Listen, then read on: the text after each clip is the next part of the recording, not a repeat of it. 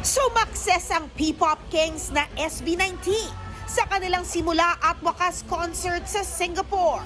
Kaya naman super thankful ang Mahalima sa mga 18 sa Singapore with matching heartfelt message pa yan.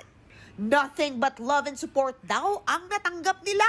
Pero bukod sa concert, aba, may pabusking pa ang SB19. Sana all nasa Singapore.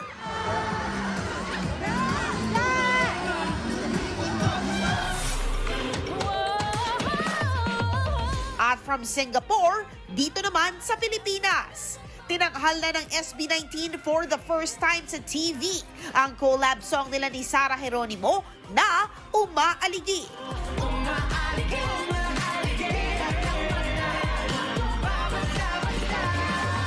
Pasabog comeback din ito ni Sarah G sa ASAP.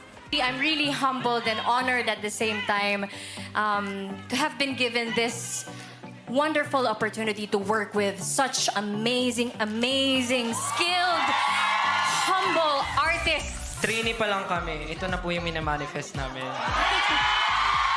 Yung makasama Oh my po kayo gosh. sa isang special performance, naabot na namin ang tala. Pero teka, may request ng live audience. Concert, hopefully. Guys, nililigawan ko na sila na mag-concert. Ano?